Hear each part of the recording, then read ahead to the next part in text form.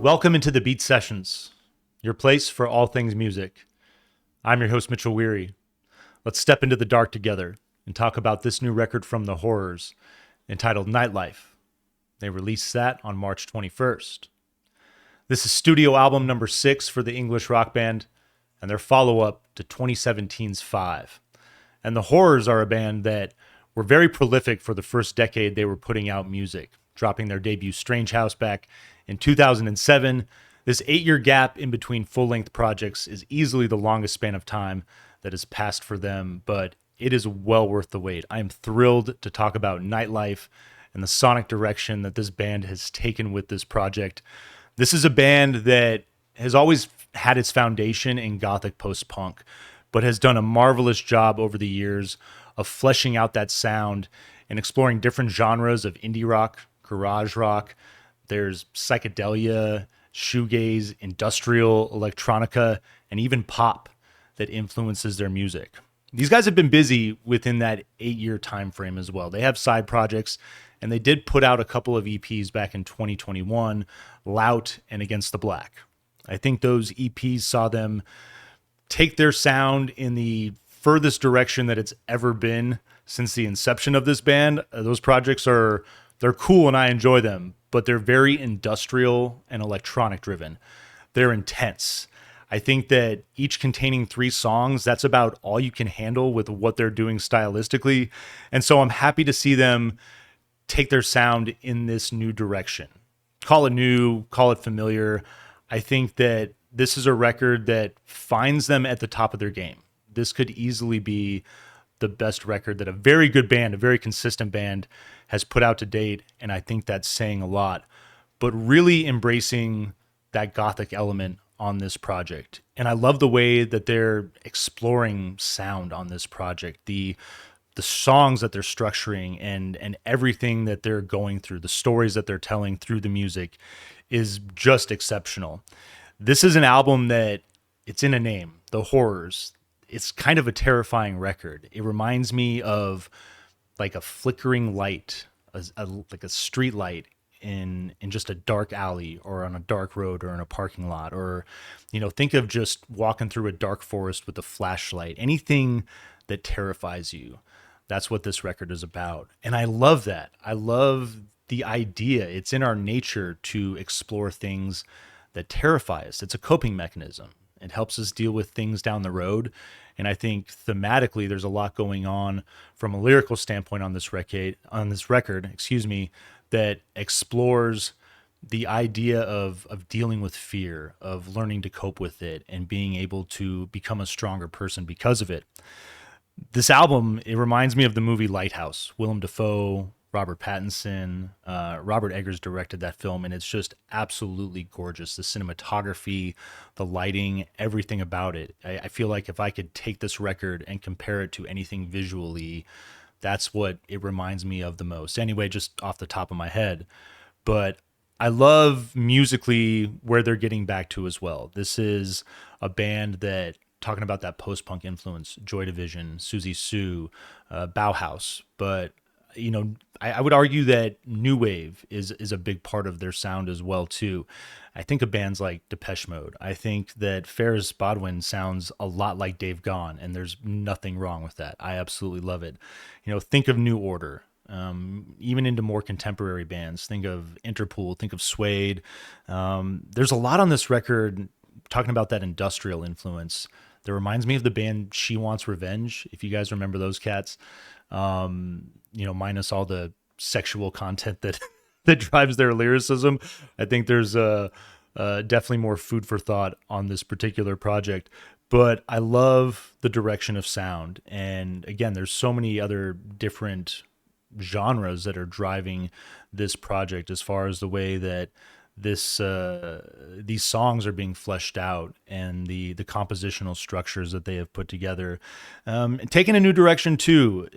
Ferris Bodwin, Joshua Haywood, and Reese Webb all convened in LA with Yves Tumor. I love that he's involved with production and writing on this project. They brought aboard Amelia Kidd as well. She plays keyboards, and you can hear her backing vocals on this project as well. I think those are incredibly complimentary. I love the addition of her. Jordan Cook, new drummer. I'm not sure how much involvement he had with this project from a writing standpoint or a recording standpoint. It's been a little difficult to find information on this thing since it's been released, but I'm looking forward to. I've never seen this band live. As much as I love them, I've only been into them for about a decade. And if you go that long without making a record, oftentimes there's those gaps in between touring as well. And I know that, again, mentioning side projects, these guys were out touring with other bands doing different things. So I'm thrilled to have an opportunity, hopefully, to check all these guys out.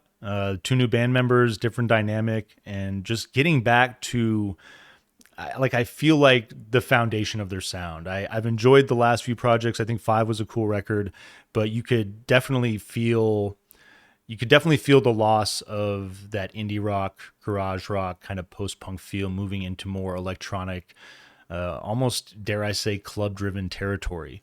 And those sounds were great. I thought they did a great job with those projects, but it's nice to see them return to their roots, so to speak, on this record. This album opens with Aerial. It is haunting. I think that, again, this record, the dynamic of it, it's sinister, it's elegiac, but it's also ethereal and cathartic. And this opening track is really just the perfect way to start this project off. Slow droning fade in on a mysterious noise that it almost sounds like the end of a record once the needle hits the end of a side, and it just keeps that repetitive kind of beat there. More texture is going to build in, and then just Ferris's haunting vocal hits, and it's captivating. I mean, it just immediately pulls you in and keeps you engaged. You get these like flickering textures, minimal bass drum that's working in as well. Just a really slow build. It's almost grinding, but again, there's so much space at work there. It's almost monastic. I mean, for real, in like the darkest, most haunting way. The music starts to come together with that hook, the vocal hook Aerial there. Breakbeat rhythm is going to take over in the second verse. I love that influence there. And then the music continues to gather momentum and intensity as this song opens. And then towards the coda, you feel the music dissolve. And then I love the way that it builds back, and it feels more frenzied than it does at any point in this song. An exceptional opener, and the lyrics just talking about that exploration of the darkness and learning to, I guess, come to terms with that fear, learning to cope with that fear. In this world of silent winterscapes, all dreams hang unseen in the air, and every hollow cross we carry through our lives drags on our backs beneath the sun. But when this feeling comes in copper-colored light, you set your spirit at my side. This fear that all the ones we love will say goodbye just vanishes into the shapeless night. Aerial. A band that I didn't mention, especially in light of their most recent project, The Cure. I feel that there are so many similarities in these records, and I would say that the one big difference is that I feel like Ferris, there's an element of hope where Robert Smith, his lyricism felt bleak. Obviously being much older and being at that point in his life. Songs of a Lost World is a record that it veers into the darkness without, in a lot of ways, trying to provide any light. And I think that was the intention that they set out with. I think that these guys, being at a stage in their life, being at this point in their career, looking for some glimmer of hope, looking for, some type of shimmer. And I love that about these songs. There is that dissonance there, that contrast of the lightness and the darkness. And, Aerial, so blind, will you catch me as I slip from the light? Just a great image there. Aerial, Aerial, as the darkness circles overhead, it's never ending. As I'm driven into the coming storm, the signal breaks, then you come back to me in scattered gold. I am blinded, and I feel the distance fall away. Aerial. Really just an impressive song to open with. Silent Sister is your second track. Strong mid-tempo drum beat, ominous industrial feel, and then you get these pulsating and undulating synth textures. I really just like the different build that is in those elements there. And they're just dancing around each other as this track builds. You get this almost kind of like alarm sounding synth that becomes very prominent in the composition. It's going to take hold as the vocal enters with the staccato style synth. I mean, they're just doing so much in this track, and I think it comes together brilliantly. Everything else is going to drop once that staccato synth hits, and then like the chorus is heavy and scary on this track, hard guitars, and then the song finishes really with a heavy nature, and then just sort of fades into black. Super well done. The Silence That Remains is your third track, another exceptional song. Droning synths are going to fade in and out. It's more of a melancholy feel. I feel like the first two tracks had an intensity, like just in an unnerving way. Try to spit that out there. But this song definitely, it captures more of a feeling of sadness, I'd argue. Great bass riff and driving breakbeat percussion. Synth textures become thick and dark with the chorus on this song. Big breakbeat outro that goes for a couple of minutes, and the textures build an intensity throughout that. I really enjoyed that a lot. Trial by Fire is your fourth track. Haunting undulating synths and icy synths that are going to open up as well. The rhythm hits to just usher in the vocal, and it feels like this song feels like industrial feel, like meets Motown. There's definitely an element of soul in this track, and I absolutely love it. Chorus is going to take much more of a hard rock feel, almost kind of like metal driven as well. I can't help but just think of Marilyn Manson, and Hollywood is the particular album that once the chorus hits, I was just like, man, this thing is heavy and hard. I think it's probably the hardest hitting track on this record. It's gonna take a turn in the bridge, keeping that heavy feel, but you get these swirling synths that are really fun. This is a great track. I would say in some of the reviews that I've been reading, everybody's kind of like, yeah, this is maybe the weak moment on the record, but I think it's super fun. And in a lot of ways, the intensity, it sets you up for the next two tracks. The first being The Feeling Is Gone, your fifth song. Light undulating synths, icy synths as well that are working in together as well. So I love that. You get an electro beat with like a really soft tempo that hits after that introduction with the synth element. Mellow, big, and just like a huge Depeche Mode feel on this track, I would say, and in all the best ways possible. I love it. I love Ferris's voice on this particular track. It's vulnerable and soft. You get this simple solo that works in towards the close, and a really exceptional number. Your sixth track is Lotus Eater. This is probably the highlight of the record, I would argue. Big exploration of space, 7-minute song. You get these big monastic style synths that open up, soft bass drum. It's almost kind of like taking you back to Ariel when the album opens. That soft bass drum is going to work in, and more synths are going to continue to swell in and out of the track as it builds with that driving bass. You get these, like, it sounds like electronically produced rim shots on a drum that start to work in from a percussion standpoint. And they have like a light twinkle as well. Like, it's just a really unique sounding element. It's going to drift into this ambient and formless bridge that is just a gorgeous exploration of space. Bass drum is going to build back in to usher in that second verse. And it's going to work on another bridge.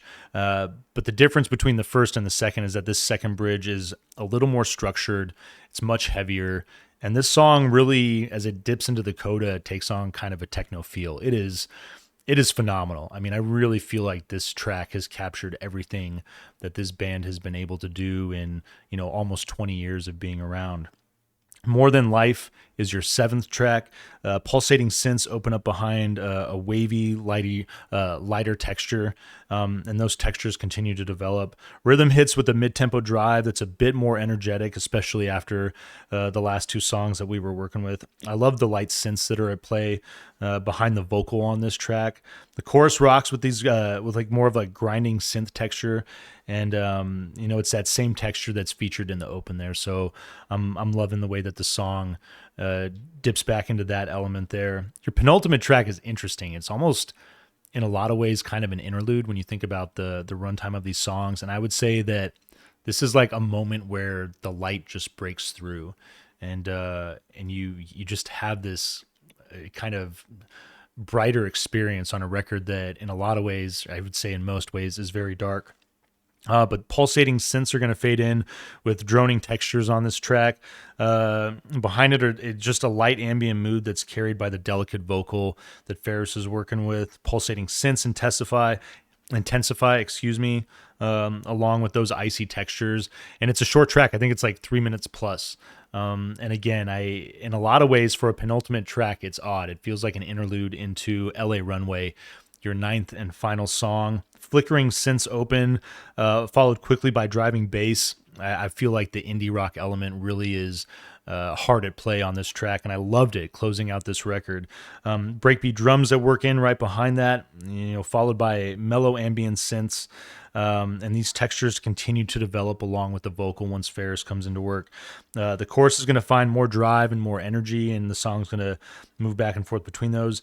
It enters into this really interesting formless territory for just a moment, right before the coda, and then finishes strong and hard, closing off a record that I know is going to be one of my favorites from the year. I'm impressed with this project. And again, I know that I am biased. I mentioned that Gothic, post-punk, everything that's going on in this album has always been kind of my favorite territory to explore.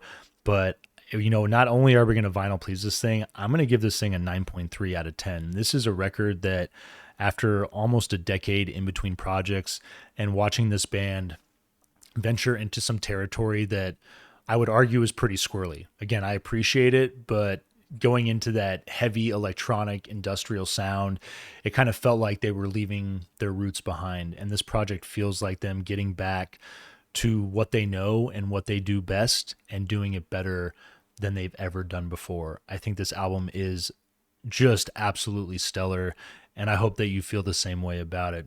Show me what you think in the comments. I'd love to read what you guys think about this thing, but I hope you enjoy this review. I hope you find it helpful as well. Enjoy spinning this record, like the channel. Please share this video, do all the things to help me blow up this project in 2025, and stay tuned throughout the week for more album reviews. We'll see you next time on the Beat Sessions.